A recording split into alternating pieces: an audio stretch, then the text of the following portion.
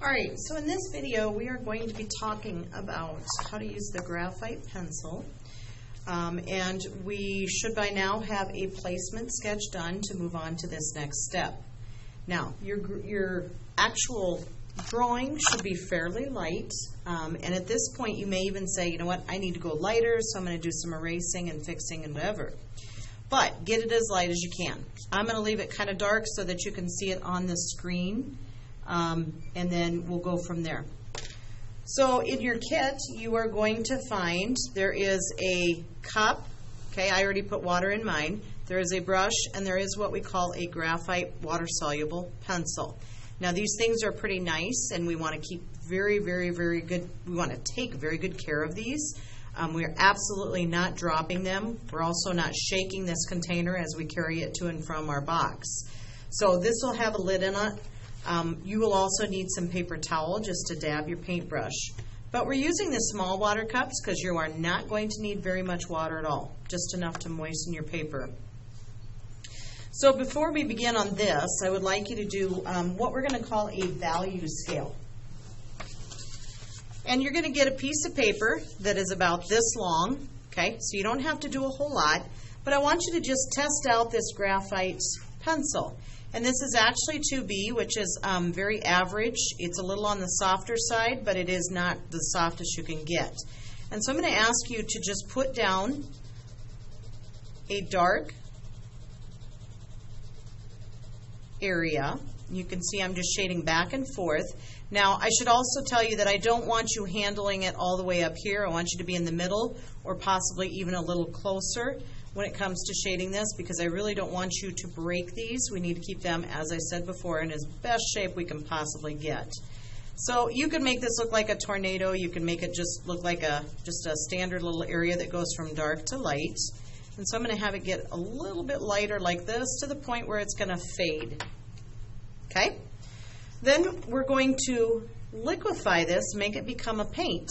So again, I am going to use just a little bit of water on my paintbrush, and I can't emphasize enough how much a little is going to go a long ways here. So I'm going to dip it in, and I'm just going to basically put it on the paper. And what I'm doing right now is actually taking a lot of this dark and bringing it down. So I'm going to dab off my paintbrush every once in a while. Kind of reminds me of a tornado anyway. Now I also want to clean my brush out right now because I'm really trying to get light here. I want to see all the different ranges I can get from dark to light as we go down. And one of the things you will want to avoid is like scribbling with this. You'll notice that I have just a very, you can see my line direction, but I tried to keep this a very soft touching of the paper. And I don't want you drawing lines, letters, or anything else. This is going to be shading. All right, and so I'm going to bring it down to the point where it basically gets white. And again, if you want to make it look like a tornado just for the fun of it, I say go for it, because it does kind of look like a tornado. Again, dark to light, and you're going to put your name on this. In fact, if you want to sign it, watch what I can do here. I'm going to pick up a little graphite on the tip and try this. Just see what happens when you do your name in paint with the very tip of your brush. Okay, and then this is going to be your period number.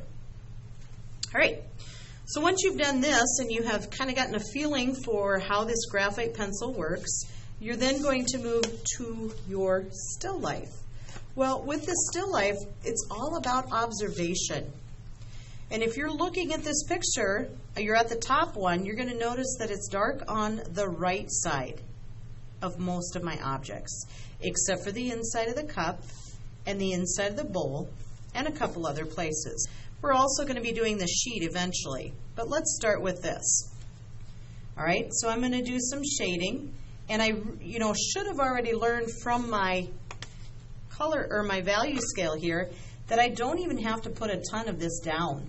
If I just put like a dark area right here, and again I'm going to do this kind of neat here. Let me show you that I didn't even go all the way over. I basically put like a sliver. And I'm also going to turn my paper because I want this edge to be very, very neat. So I'm just going to take my brush and go along that edge. And then I'm going to start bringing it over. Now, one of the things you'll want to avoid is rubbing your paper too much.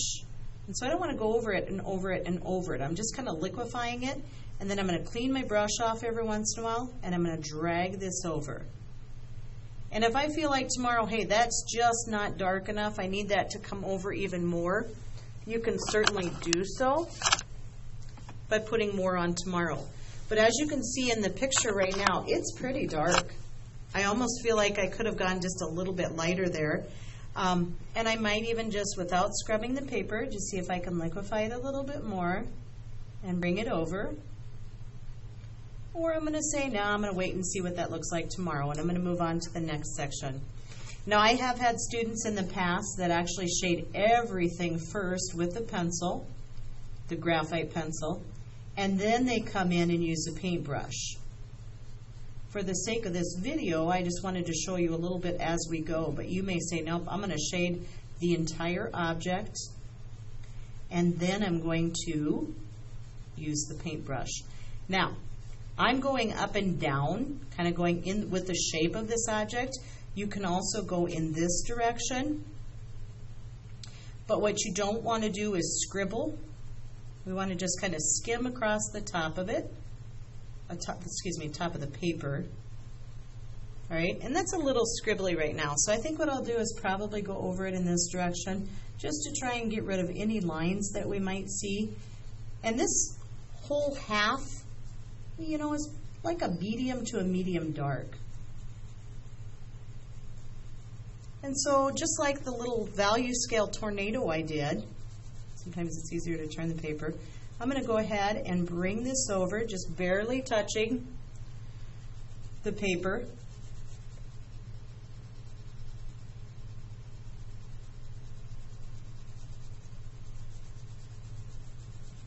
To the point where it gets really, really light with my graphite. And go just a little darker over here. And what I want to try to avoid are really, really, really strong lines, like where you just abruptly stop. It does, I mean, there is kind of a suggestion, but really the lightest part of this vase is all the way over to the side. I mean, it's like right here. So I need to bring some of this graphite over quite a ways. All right, so you get the point. So I shade, shade, shade with the graphite. And then I'm going to, again, come back, and I'm going to liquefy. And because this dries pretty fast, I'm going to go ahead and just work on the top area, and then I'll move to the middle and the bottom lower section of this vase. So I'm going to dip every once in a while. It's a larger section than my value scale. I don't know if you guys can see it on the camera, but I'm kind of going in like a circular direction to really loosen that up. And again, you can see I got a lot of graphite in my paintbrush. But I also talked about this comes all the way over here. So I'm going to keep dragging this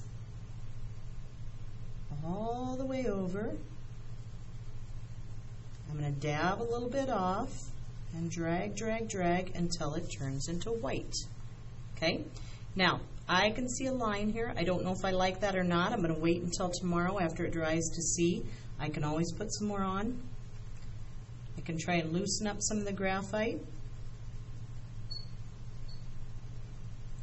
All right, but this is the approach we're taking with shading. Now, yes, I have seen some people do this where they really want to just do a little bit like in the point of their brush. For example, on the top of this where it's like a Hershey Kiss here, I just want to paint that. Oh boy, that was dark. I just want to paint that on, and I think this graphite pencil might be just a little too big. So I use just my tip of my brush, touching the graphite pencil just to pick it up like I would be painting, and not actually putting it on the paper right away. All right, so that's just the beginning.